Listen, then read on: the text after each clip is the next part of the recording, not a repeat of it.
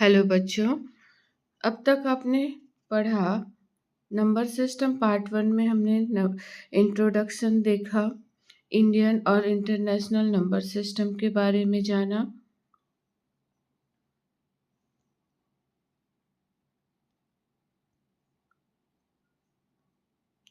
Place value और face value के बारे में हमने पढ़ लिया है। ठीक है, इसके बाद हमने देखा टाइप्स ऑफ नंबर्स के बारे में, कितने टाइप्स के नंबर्स होते हैं। इन सारी चीज़ों को समराइज करके हम लोगों ने देखा कि नेचुरल नंबर होता क्या है, होल नंबर क्या होता है, इंटीजर्स क्या होते हैं, रैशनल नंबर्स क्या होता है, इरेशनल नंबर्स क्या होता है और रियल नंबर क्या होता है। इसके आगे हम लोग पार्ट 2 में कवर करेंगे नंबर ट्री को। तो आज का क्लास हम लोग स्टार्ट करते हैं नंबर ट्री से। सबसे पहले हम लोग देखेंगे नंबर ट्री होता क्या है। तो ये जितने भी नंबर सिस्टम में नंबर से रिलेटेड टर्म्स होता है वो सारे टर्म्स को हम लोग यहाँ पे समझेंगे। जैसे सबसे पहले हम लोग देखेंगे कॉम्प्लेक्स नंबर होता क्या है। तो हम लोग इसको कुछ इस तरीके से लिखते हैं, a+i_b। सपोज हमारे पास कोई नंबर है 3+5i, तो ये हमारा हो गया कंप्लीट कॉम्प्लेक्स नंबर। अब इसमें एक की जगह कोई भी इंटीजर हम लोग ले सकते हैं, पॉजिटिव या नेगेटिव। बी की जगह भी हम लोग कोई भी इंटीजर यहाँ पे ले सकते हैं। तो इसके जो फर्स्ट टर्म होता है इसको हम लोग कहते हैं, ये जो हमारा फर्स्ट टर्म है इसको कहते हैं हम लोग रियल नंबर। ये क्या है हमारा रियल नंबर। और इसके बाद ये जो हमारा सेकेंड टर्म है इसको हम लोग कहते हैं इमेजिनरी नंबर। इसको हम लोग बोलते हैं इमेजिनरी नंबर। आगे हम लोग रियल नंबर को और क्लासिफाई करेंगे और देखेंगे कि ये भी कितने टाइप्स का होता है। 2 टाइप्स का रियल नंबर होता है, एक होता है रैशनल नंबर, एक होता है इरेशनल नंबर। रैशनल नंबर ऐसे नंबर्स हैं जिसको हम लोग p/q के फॉर्म में लिख सकते हैं और यहाँ पे q जो है वो 0 के इक्वल नहीं होता। इरेशनल नंबर ऐसे नंबर्स है जिसको हम लोग p/q के फॉर्म में नहीं लिख सकते। मतलब जब हम लोग किसी नंबर को क्यू में कोई भी इंटीजर्स ले सकते हैं, क्यू से अगर हम लोग उसको डिवाइड करते हैं तो वो नॉन टर्मिनेटिंग और नॉन रिपीटिंग होता है। ठीक है बच्चों, इसके बाद हम लोग आगे देखेंगे जो रैशनल नंबर है वो भी 2 पार्ट्स में कैटेगराइज हुआ है, इंटीजर्स और फ्रैक्शन। फ्रैक्शन तो सबको पता है कि हम लोग उसको p/q को ही क्या बोलते हैं, फ्रैक्शन बोलते हैं। ये हमारा फ्रैक्शन है। और इंटीजर्स क्या होता है जिसमें हम लोग देखेंगे कि ये भी 2 टाइप्स का होगा। इसमें नेगेटिव इंटीजर्स होता है, पॉजिटिव इंटीजर्स होता है और 0 होता है। तो कोई भी नंबर लाइन हम लोग अगर बनाते हैं तो इसमें 0 से जितने भी पॉजिटिव नंबर्स आता है वो सारे होल नंबर कहलाता है और जितने भी नेगेटिव नंबर्स होगा उसको हम लोग बोलते हैं नेगेटिव इंटीजर्स। ठीक है, अब इसमें जो नेचुरल नंबर्स है वो सारे नेचुरल नंबर प्राइम हो सकता है, कंपोजिट हो सकता है और 1 हो सकता है। तो ये तीनों को हम लोग क्या कहते हैं, नेचुरल नंबर कहते हैं। ठीक है बच्चों, यहाँ तक आप लोग को समझ में आया होगा। फिर हम लोग आगे कंसिडर करेंगे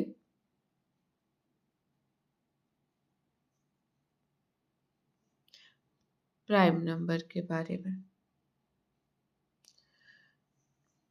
प्राइम नंबर ऐसे नंबर्स हैं जो सिर्फ और सिर्फ एक से या फिर खुद उसी नंबर से डिवाइड हो सकता है। तो यहाँ पे इसके एग्जैक्टली कितने फैक्टर्स होना चाहिए? 2 फैक्टर्स होना चाहिए, तब हम लोग इसको क्या बोलेंगे? प्राइम नंबर बोलेंगे। ये 2 फैक्टर्स होता है। जैसे मैं कोई एग्जांपल ले लूँ, सपोज मैंने ले लिया 17 और ये 1 के टेबल में आ सकता है और 17 के टेबल में आ सकता है। इसके अलावा और किसी भी टेबल में 17 नहीं आता है, तो ये हमारा हो गया प्राइम नंबर। इसके बाद हम लोग आगे देखेंगे 1 से लेकर 100 तक के नंबर्स के बीच में 1 से 100 नंबर्स के बीच में टोटल कितने प्राइम नंबर्स हैं? तो 2 यहाँ पे सिर्फ 2 ऐसा नंबर है जो भी इवन भी है और प्राइम भी है, बाकी सारे ऑड हैं और प्राइम हैं। तो 3 से लेकर 97 तक हमारे प्राइम नंबर है, मतलब टोटल हमारे पास 25 प्राइम नंबर्स होते हैं 1 to 100 के बीच में। ठीक है, अब हम लोग आगे देखेंगे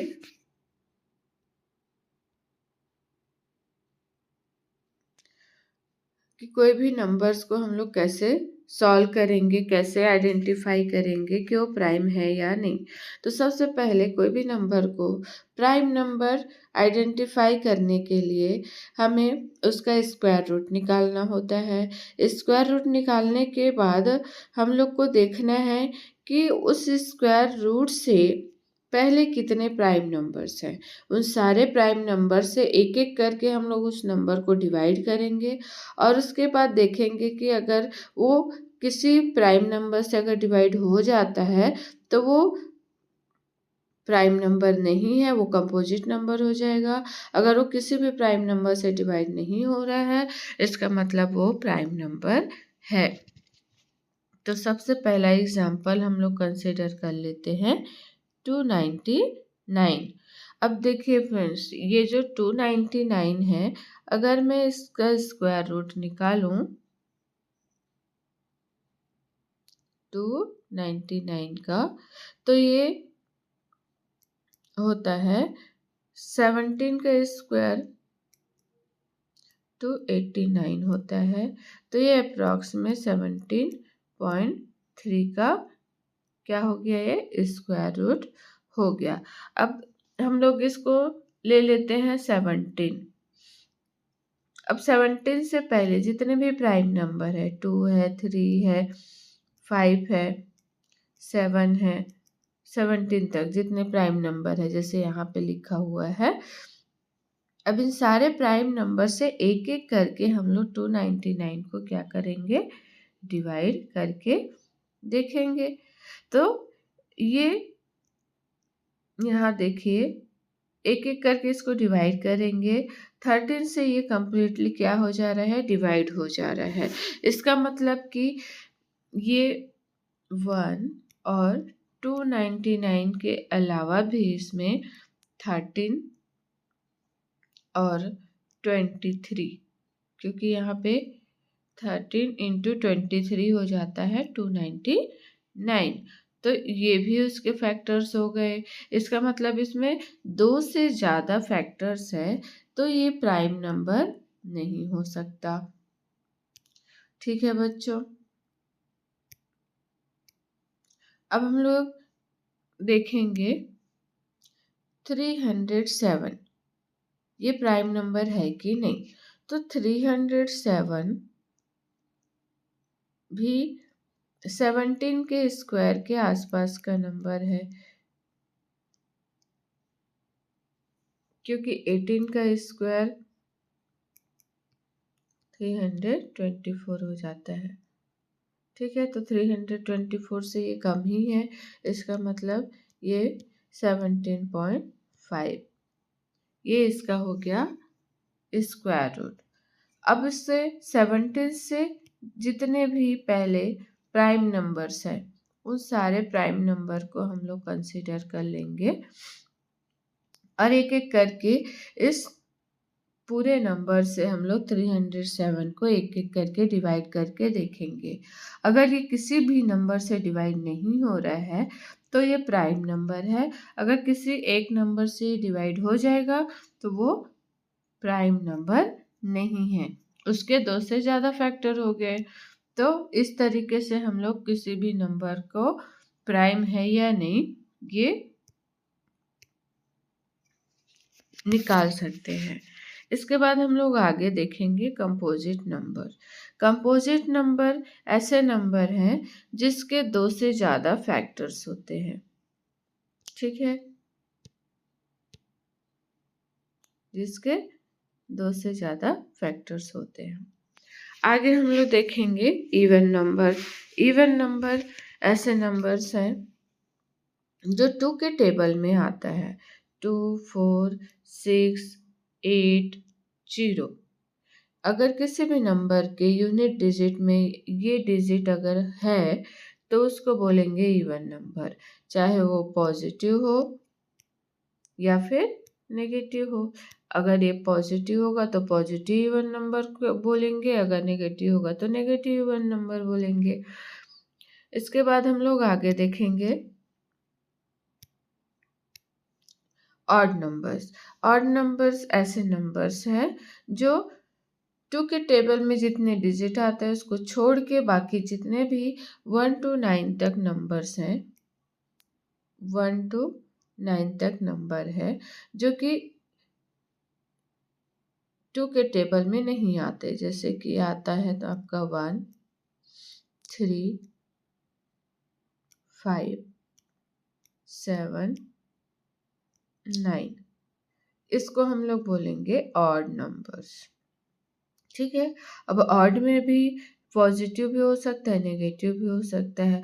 अगर पॉजिटिव है तो पॉजिटिव ऑड नंबर बोलेंगे, अगर नेगेटिव नंबर है तो नेगेटिव ऑड नंबर्स बोलेंगे। तो ये हो गया आपका इवन और ऑड नंबर्स आइडेंटिफाई करने का तरीका। इसके बाद हम लोग नेक्स्ट देख लेते हैं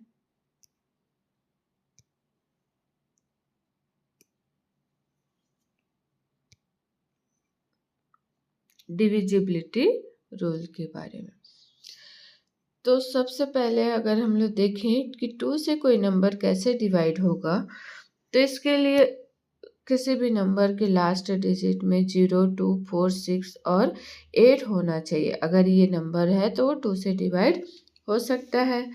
3 से डिवाइड करने के लिए किसी नंबर के जितने भी डिजिट है वो सारे डिजिट को प्लस करना है और देखना है कि वो 3 से डिविजिबल है या नहीं। सपोज मैं यहाँ पे ले लेती हूँ 678। अब इस नंबर को मैं प्लस करके देखूंगी। अगर ये नंबर प्लस करने पर आता है 21 और 21 3 के टेबल में भी आता है, मतलब 3 से कम्प्लीटली डिवाइड भी हो जा रहा है। इसका मतलब कि ये पूरा नंबर 3 से डिवाइड हो जाएगा। तो इस तरीके से 3 से डिविजिबिलिटी हम लोग चेक कर सकते हैं।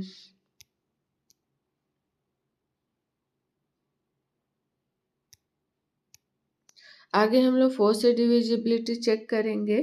तो 4 से डिवाइड होने के लिए लास्ट के 2 डिजिट, देखिए लास्ट के 2 डिजिट क्या होना चाहिए, 4 से डिवाइड होना चाहिए, तब जाके सारा नंबर जो है 4 से डिवाइड हो जाएगा। सपोज हमने कोई नंबर ले लिया 1, 8, 2, 7। अब देखेंगे ये 4 से डिवाइड है कि नहीं। तो सबसे पहले इसके लास्ट के 2 डिजिट अगर 4 के टेबल में आ रहा है तो कंप्लीट डिजिट जो है 4 से डिवाइड हो जाएगा। अगर नहीं आ रहा है तो 4 से डिवाइड नहीं होगा। तो 4 के टेबल में 27 तो आता ही नहीं, तो मतलब ये पूरा नंबर जो है 4 से डिवाइड नहीं होगा।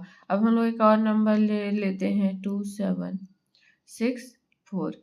अब देखो ये जो लास्ट के 2 डिजिट है वो 4 के टेबल में आता है, मतलब ये कंप्लीट नंबर 4 से डिवाइड हो जाएगा।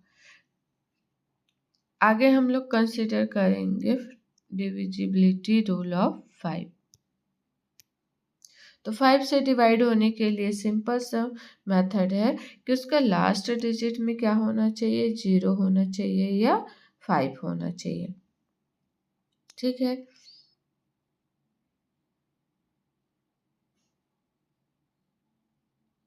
आगे हम लोग देखेंगे 6 से डिविजिबिलिटी रूल। 6 से डिवाइड होने के लिए उस नंबर को 2 और 3 से डिवाइड होना चाहिए, क्योंकि 6 जो है 6 का फैक्टर है 2 और 3। अगर ये 2 से भी डिवाइड हो रहा है, 3 से भी डिवाइड हो रहा है, तो वो 6 से भी क्या हो जाएगा, डिवाइड हो जाएगा।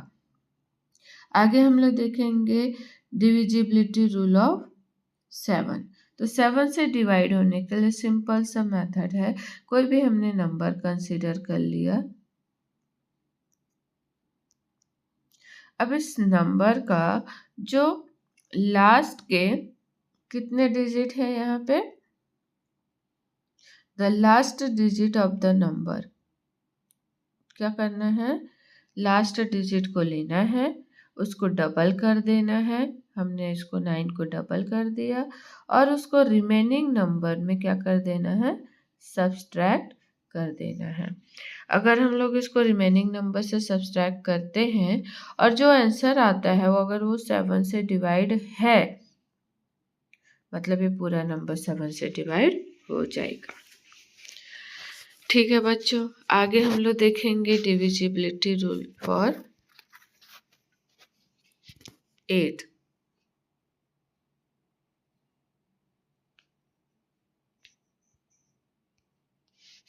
8 से डिवाइड होने के लिए किसी भी नंबर का लास्ट 3 डिजिट 8 से डिवाइड होना चाहिए, तब ये पूरा नंबर क्या हो जाएगा, 8 से डिवाइड हो जाएगा। सिमिलरली अगर हम लोग आगे देखें 9 से डिविजिबिलिटी रूल, तो जैसे 3 से डिवाइड करते वैसे ही 9 से भी डिवाइड करेंगे। सारे नंबर्स को हम लोग क्या कर देंगे, प्लस करके देखेंगे। अगर वो 9 से डिवाइड हो जाता है, मतलब पूरा नंबर 9 से डिवाइड हो जाएगा। आगे हम लोग 10 से डिविजिबिलिटी रूल देखें तो लास्ट डिजिट क्या होना चाहिए, 0 होना चाहिए, तब ये 10 से डिवाइड हो जाएगा। आगे हम लोग देखेंगे 11 से डिविजिबिलिटी रूल। 11 से डिवाइड होने के लिए किसी भी नंबर का अल्टरनेट नंबर्स हम लोग प्लस करेंगे और जब हम लोग उसको सब्सट्रैक्ट करेंगे तो क्या होना चाहिए, वो 0 या फिर 11 आना चाहिए, तब वो पूरा नंबर क्या हो जाएगा, 11 से डिवाइड हो जाएगा। जैसे मैं यहाँ पे 6, 7, 8, 2, 5 और 4 ले लेते, ये कोई नंबर है।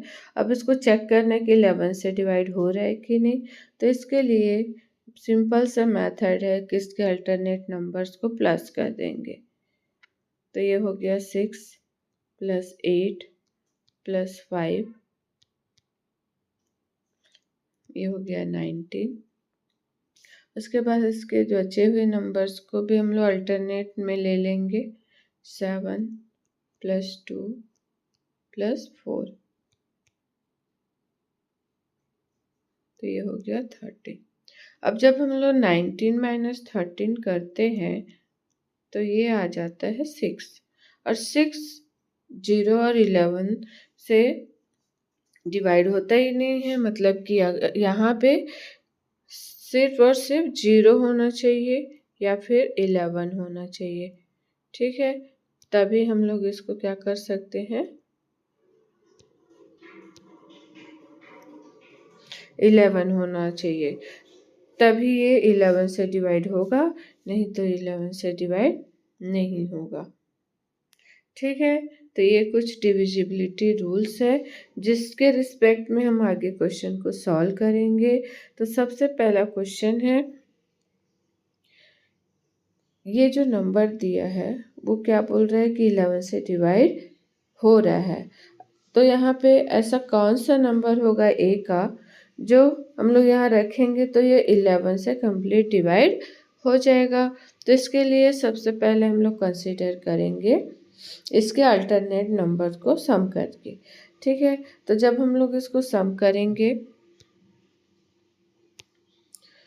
तो देखिए यहाँ पे हमने अल्टरनेट नंबर ले लिया 4 + 2 + 7 + 4, तो ये आ गया 17 और उसके जो रिमेनिंग नंबर है उसको भी हमने प्लस किया तो ये आ गया 9 + a। अब इन दोनों नंबर को जब हम लोग माइनस करेंगे तो a की वैल्यू मिल जाएगा 8। तो जब हम लोग a के जगह पे 8 रखेंगे तब ये 11 से क्या हो जाएगा, कंप्लीट डिवाइड हो जाएगा। आगे नेक्स्ट क्वेश्चन में लिखा है कि ये कोई नंबर है जिसमें x और y के बीच में कोई नंबर है जो 72 से क्या हो सकता है, डिवाइड हो सकता है। तो x और y की वैल्यू हमको निकालना है और उसको प्लस करना है। तो इतना बड़ा जो नंबर दिया है 72, वो नंबर हम लोग को पता नहीं है। इतना बड़े नंबर से हम लोग को टेबल नहीं आता, तो हम लोग सिंपली इसको क्या कर लेंगे, फैक्टराइज कर लेंगे। क्योंकि हमने अभी तक पढ़ा 2 से 11 के बेस में डिविजिबिलिटी रूल, तो हम लोग उसी में इसको डिवाइड कर लेंगे। तो हमारे पास आ गया 8 और 9। अब इन दोनों डिविजिबिलिटी रूल से इसको डिवाइड करके देखेंगे। तो 8 से डिवाइड होने के लिए सिंपल सा ट्रिक है, लास्ट के 3 डिजिट डिवाइड होना चाहिए 8 से, तो सारा नंबर 8 से डिवाइड हो जाएगा। तो ये जो 5, 1 और y है, इस y के जगह पे कौन सा नंबर होगा जो 8 से डिवाइड हो जाएगा।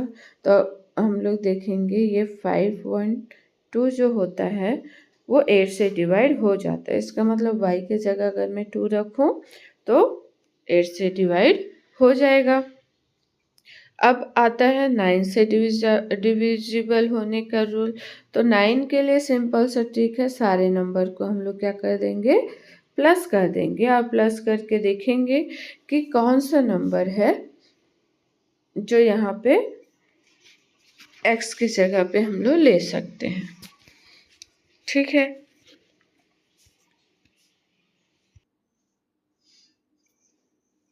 तो इस तरीके से हम लोग देखेंगे कि कैसे ये 9 से डिवाइड हो जाएगा। अब 9 से डिवाइड होने का सबसे पहले सबसे जितने नंबर से सब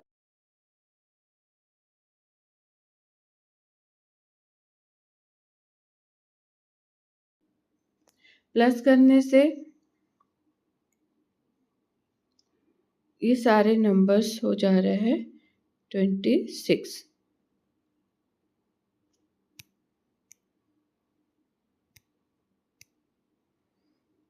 इस सारे नंबर को जब हम लोग प्लस करेंगे 3 + 4 + 1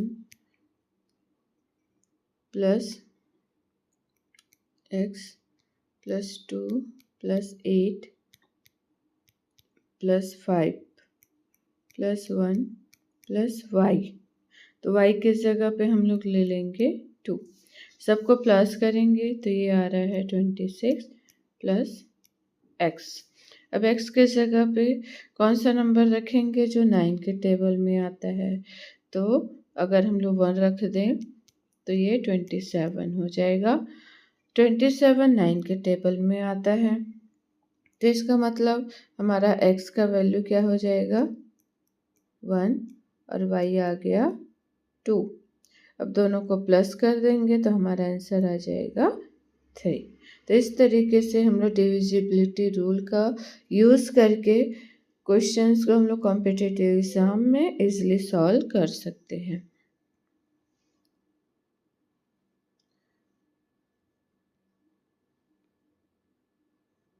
अब आगे हम लोग डिवीजन लेमा के बारे में नेक्स्ट पार्ट में पढ़ेंगे, क्योंकि ये भी एक बहुत बड़ा टॉपिक है। तो जो हमारा पार्ट 3 आएगा उसमें हम लोग नंबर सिस्टम को कंप्लीट कर लेंगे। Thank you for watching.